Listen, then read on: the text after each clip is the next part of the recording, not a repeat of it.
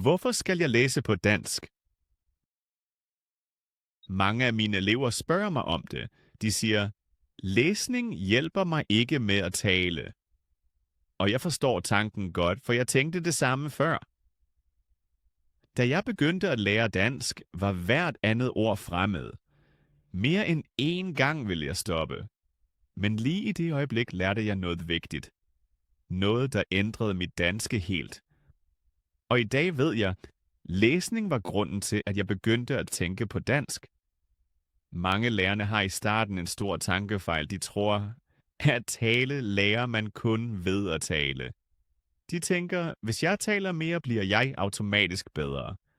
Alt andet, især læsning, virker langsomt, kedeligt og på en måde nytteløst. Måske tænker du det også. Måske har du ofte set en bog eller en tekst på dansk og tænkt, det er for svært. Det gavner ikke min tale. Jeg oversætter alligevel alt i hovedet. Præcis den tanke hører jeg tit fra mine elever. Og ærligt talt havde jeg den selv. Læsning føles i starten som stilstand.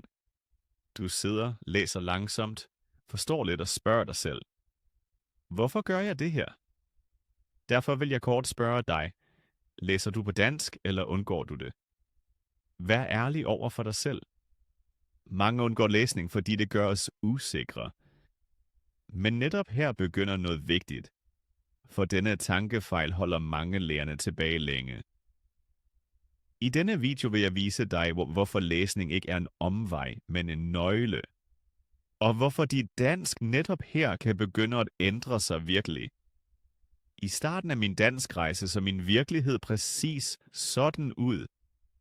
Jeg havde mine første tekster på dansk foran mig og følte mig, som gik jeg gennem toget.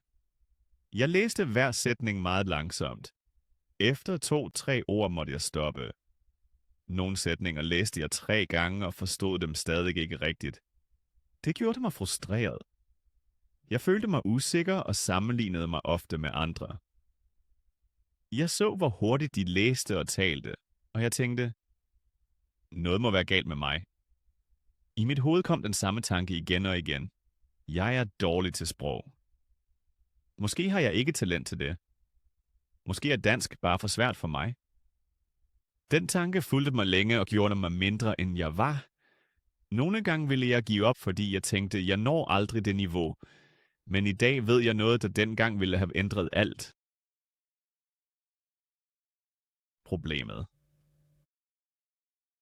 Problemet var ikke min intelligens. Problemet var ikke min motivation. Og det var heller ikke min hjerne. Det var ikke mit problem. Vendepunktet kom stille, næsten ubemærket. Jeg læste videre, selvom det var svært. Og pludselig lagde jeg mærke til ting. Bestemte ord dukkede op igen og igen. I starten slog jeg dem op hver gang. Så opdagede jeg, det ord kender jeg jo. Jeg behøvede ikke længere slå op i ordbogen. Jeg forstod det bare, fordi jeg tit havde set det. Lige der begynder noget vigtigt i hjernen. Den begynder at se mønstre. Ord står ikke alene, de kommer altid i lignende situationer. Mit hoved har gemt disse forbindelser uden bevidst læring. Og så kom de første aha-øjeblikke. Jeg læste en sætning og forstod pludselig alt. Ikke perfekt, men nok. Følelsen var fantastisk. Det var som om en dør åbnede sig. Fra det øjeblik vidste jeg, læsning arbejder i baggrunden for mig. Ikke højt, ikke hurtigt, men meget effektivt. Og nu spørger jeg dig. Kender du følelsen? Har du nogensinde oplevet, at du pludselig forstår en dansk sætning uden at tænke? Når du læser, så træner du din hjerne på en meget naturlig måde. Forestil dig ord som små byggeklodser. I starten har du kun få, og alt virker ustabilt. Ved læsning kommer flere og flere klodser til. Og det bedste er, de kommer automatisk. Du behøver ikke lære dem udenad. Du ser dem igen og igen i forskellige sætninger i forskellige situationer. Denne gentagelse sker uden pres. Ingen kigger på. Ingen bedømmer dig. Der er ingen test og ingen fejl. Du må være langsom, du må stoppe, Du må gå tilbage. Derfor er læsning så stærkt. Det er stille træning. Din hjerne arbejder i baggrunden og forbinder ord med hinanden. Den husker nok, hvilke ord passer sammen, om hvordan sætninger bygges. Og en dag sker der noget særligt. Det sker bare. Når du taler, dukker ordene bare op. Du ved tit ikke hvorfor, men de er der. Du behøver at oversætte mindre og tænke mindre. Læsning forbereder din tale selv, når du ikke taler. Det er som indre træning. Den gør dig tryggere trin for trin, uden stress og uden tvang, men med ægte effekt. Hvis du læser jævnligt, ændrer dit ordforråd sig stille, men meget stærkt. I starten leder du efter hvert ord i hovedet. Du vil sige noget, men sætningen går i stå. Ved læsning sker noget andet. Du ser ordene igen og igen. Ikke 1 gang, men 10 gange. 20 gange. I forskellige sætninger, i forskellige historier. Din hjerne husker disse ord uden bevidst at lære dem. Og så en dag mærker du det i hverdagen. Du vil sige noget, og pludselig kommer ordet bare. Du tænker ikke længe. Du oversætter ikke længere ord for ord. Sætningen kommer hurtigere.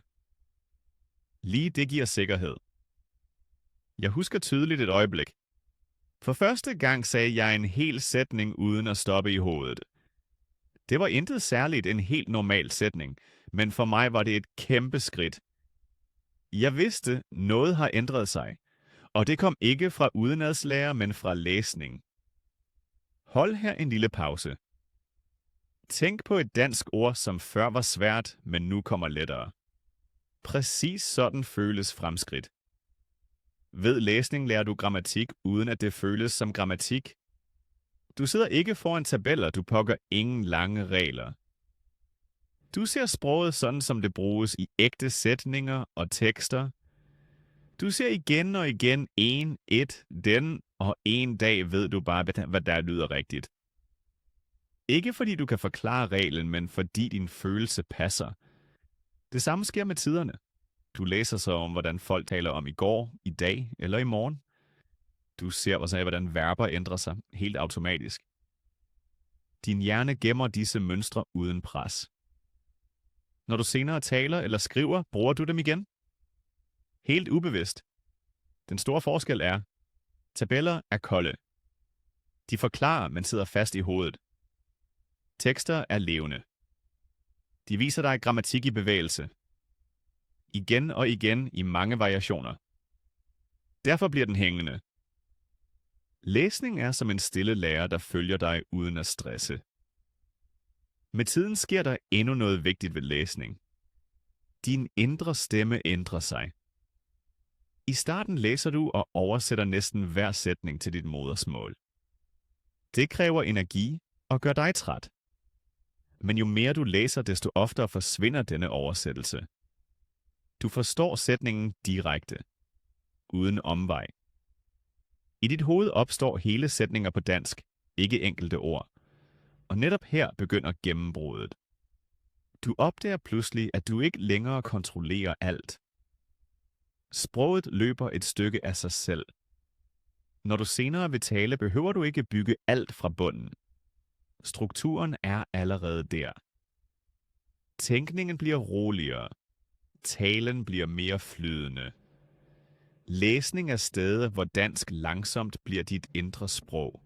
Ikke højt, ikke synligt, men meget stærkt. Læsning med fejl. Den største fejl ved læsning er ønsket om at forstå alt. Næsten alle lærerne gør netop det. Du læser en tekst, og ved det første ukendte ord stopper du. Du tager ordbogen, du oversætter. Så læser du videre til det næste ord, du ikke kender. Stop igen. Slå op igen. Efter få linjer er du træt, frustreret og tænker, læsning hjælper mig ikke. Men lige her ligger tankefejlen. Læsning er ikke en test. Ingen forventer, at du forstår hvert ord. Selv indfødte forstår ikke hvert ord i hver tekst. Meningen med læsning er ikke perfektion, men bevægelse. Din hjerne har brug for flow.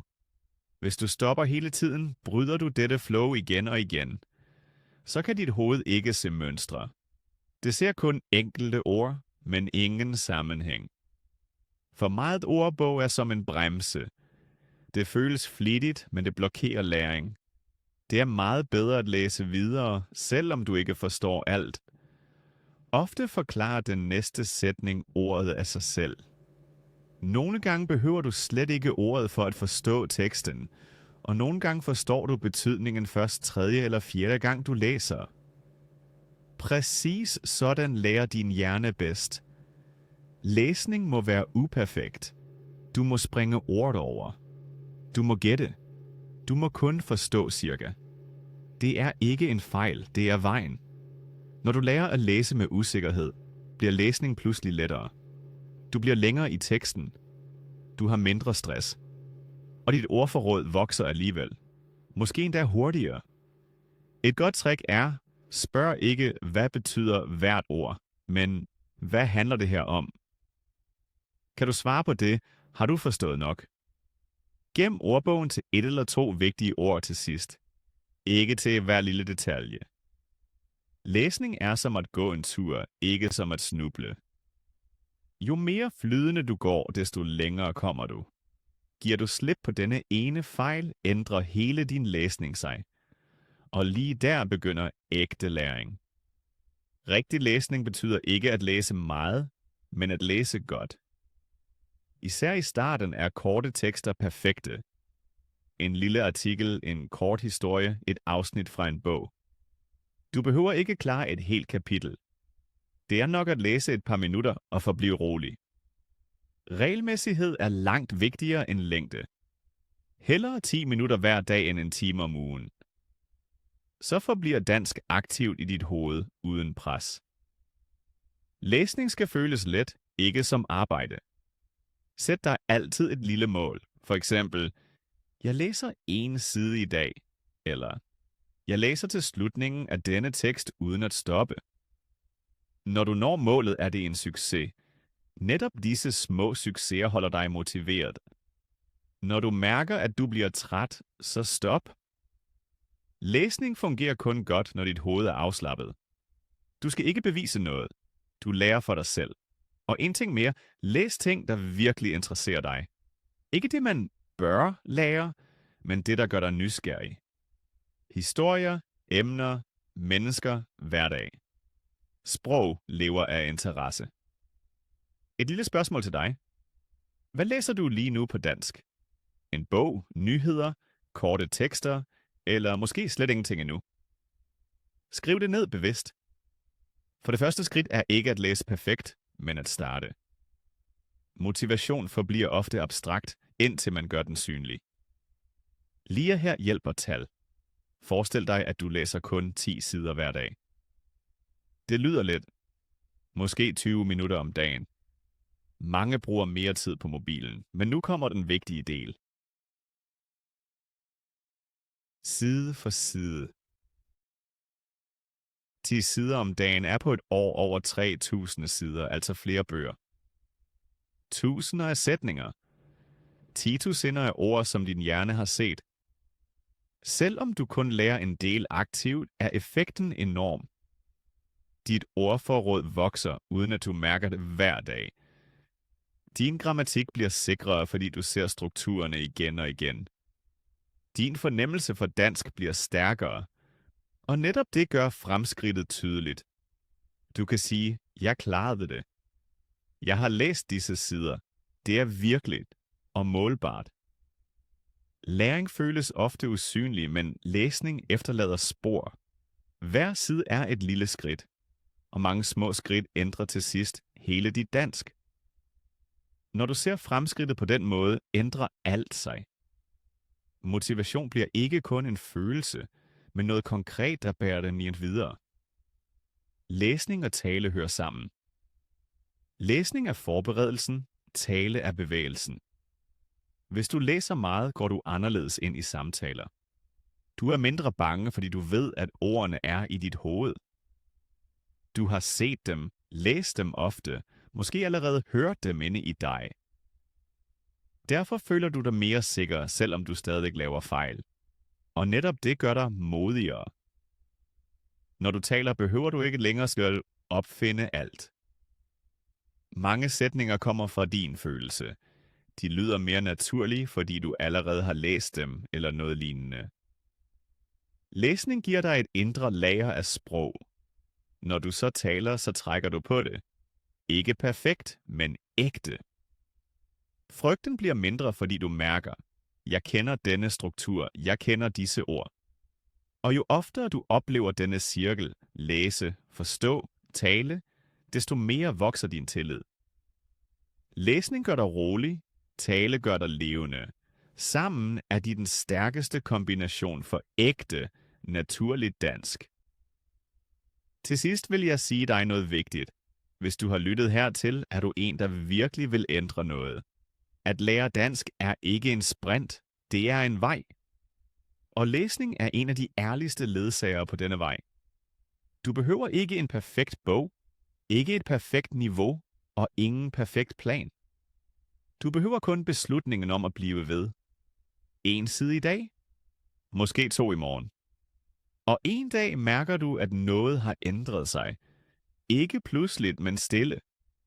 Ord kommer hurtigere. Sætninger føles mere rigtige. Samtaler føles mindre skræmmende. Det er netop ægte læring.